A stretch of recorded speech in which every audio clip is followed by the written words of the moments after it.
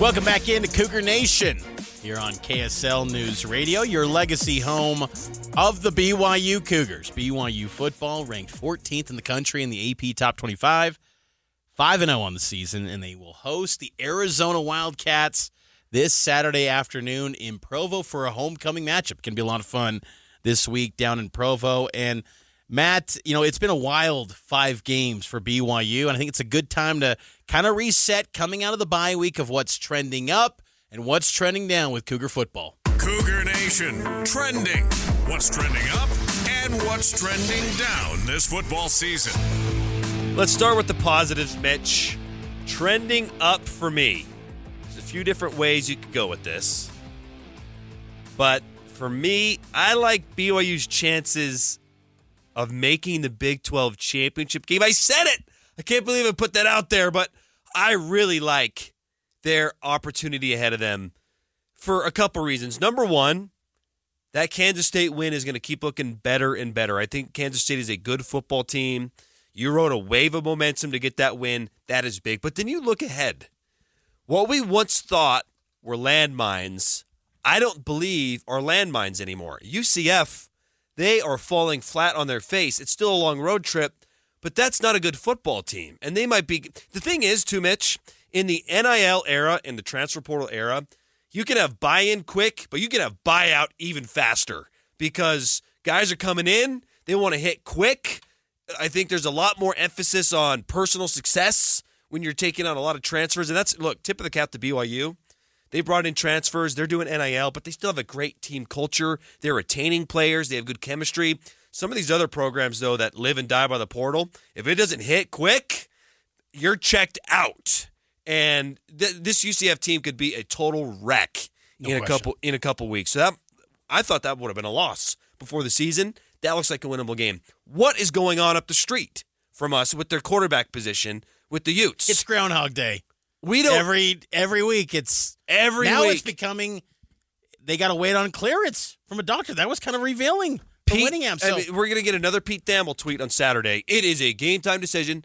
Cam Rising is going to go through warmups. If it's not Cam Rising, and even if it is at that point, did he ever shake off the rust? Did the team move on? Did they go in a different direction? And if it's not Cam Rising, if it's Isaac Wilson, I don't love true freshmen in rivalry games. That's a recipe for turnovers. We've lived it. BYU fans have lived that before. So I think everyone thought you're losing against this experienced Utah team with Cam Rising. That team's gone.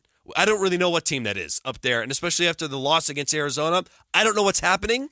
That has become a very winnable game. And then you look in November, Kansas absolutely stinks. Arizona State is maybe that one game that I thought was a sure win that now I'm a little concerned about. Yeah. But that schedule ahead, it is very manageable. The door and the path is there for you to go to Arlington. And that's exciting because BYU, man, you can have the chance here to really say, okay, post Oklahoma, Texas world in the Big 12, BYU wants to be a top dog. And just from a narrative standpoint, that would be just massive for BYU. And it's truly in front of them. And I think Cougar fans should dream that, those heights, because that is there for the taking. It's not just some pipe dream. Like, it's there. Like, watching all these Big 12 teams, BYU is just as good, if not better than all of them. That's why I've got them number one again in my Big 12 power poll. For me, what's trending up is the turnover margin. It's been kind of underrated a little bit because, offensively, the turnovers have always been magnified for Jake and the turnovers that he has had.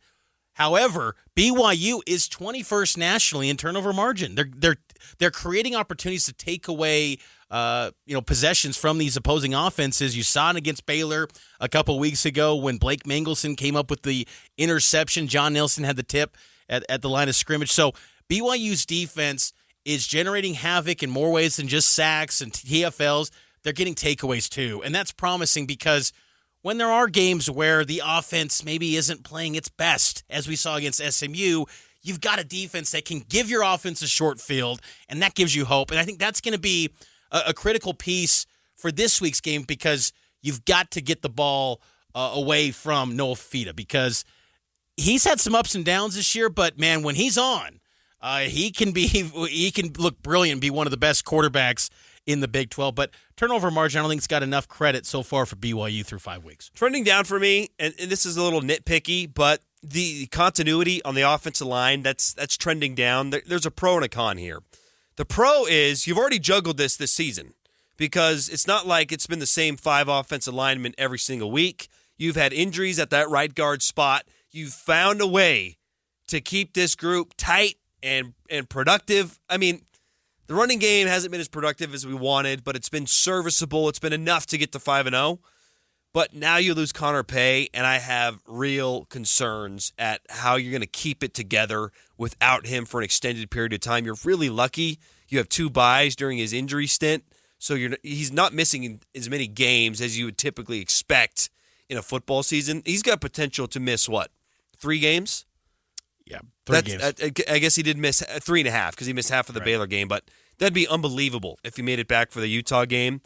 I'm a little concerned about that because there's been a lot of reliance on the passing game and Jake Rutzloff through the air and on the ground to get things done. And if you're continually shuffling this line, I've got concerns. So that is definitely trending down. And if you look at that Arizona-Utah game, Mitch, Arizona was the more physical team on both sides of the line of football. That can't be the case if you're going to beat the Wildcats this Saturday.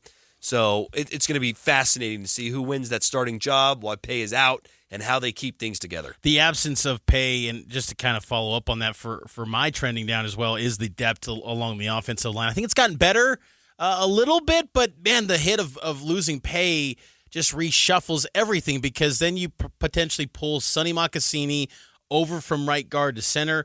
Personally, I would just go with him at center. You got some snaps with already game snaps of getting used to that, but Bruce Mitchell in contention for that center spot as well. I thought Bruce Mitchell played better at right guard at that Kansas State game, and I think give him another crack at that spot. He even beat out Austin Leausa in game against Baylor, but just there were some concerns coming into the season about the depth at O-line. You know, how comfortable are they in that second unit? You know, I talked with TJ Woods a few weeks back, and he liked the growth in some of those players, like a Trevin Osler, Weston Jones, Jake Griffin. But you're teetering on the edge where you might have to go to some of those guys. And that's a big drop from ETN to one of those guys or from Waylon Lapuaho to one of those guys. And you still got Leausa, who can be kind of a jack of all trades, who could play any of the 5 spots for BYU. But you can't afford any more injuries there. No. You've got to stay healthy at that offensive line. That is critical for BYU because if you take any more personnel hits there, man, and we saw a brief moment of that when Waylon got banged up in the Baylor game. Luckily, he came back.